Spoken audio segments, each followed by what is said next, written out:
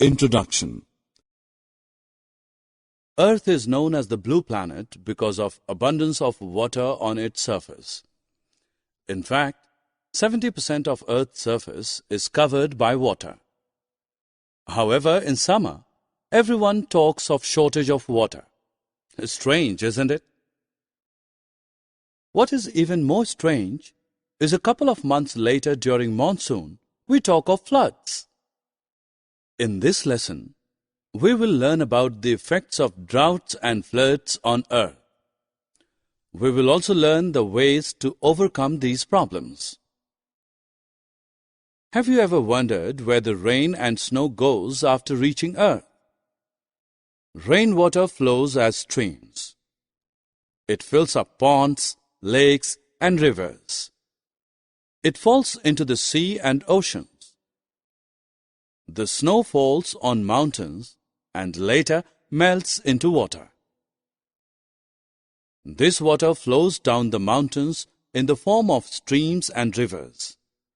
Thus, most of the water received from the sky finally flows into the oceans sooner or later. Not all the rainwater flows into rivers and ultimately into oceans. Some of it is absorbed by the soil as well.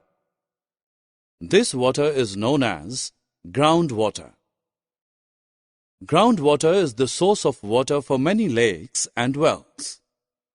Hand pumps and tube wells tap this source to provide water for consumption. However, overuse of groundwater has led to its depletion. As a result, we need to dig deeper and deeper to locate groundwater.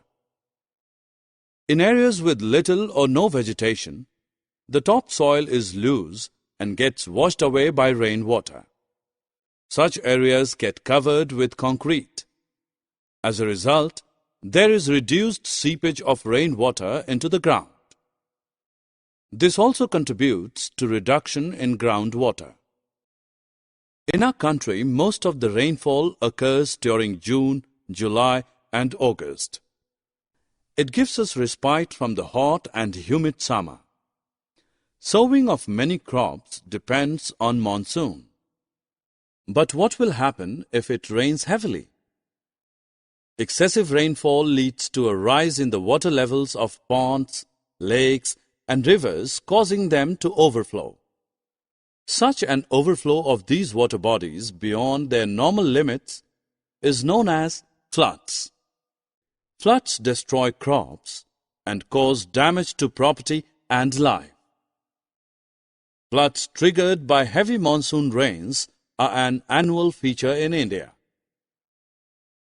Have you ever thought what will happen if it does not rain for a very long period? When it does not rain for a very long period, then the soil continuously loses water by evaporation and transpiration. The level of water in ponds and wells goes down, and some water bodies dry up. The groundwater also depletes. Prolonged periods of deficient water supply cause drought. Water can be obtained from natural sources only. A very small fraction of the total water available on Earth is fit for use by plants, animals, and humans.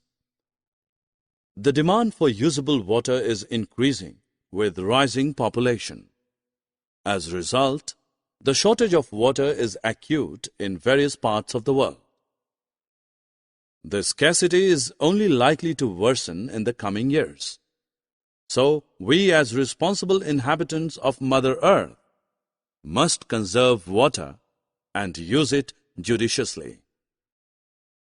If we collect and store all the rainwater that collects on our terrace, roads, and pavements instead of letting it run into ditches, we could actually have vast reserves of water. Collecting and storing of rainwater is called rainwater harvesting. The following are the techniques of rainwater harvesting. The rainwater is collected from the rooftop in a storage tank through pipes to be used later for various purposes. Alternately, Instead of collecting the rainwater in a tank, the pipes can carry the rainwater to a pit dug in the ground. The rainwater then seeps into the soil to recharge or refill the groundwater.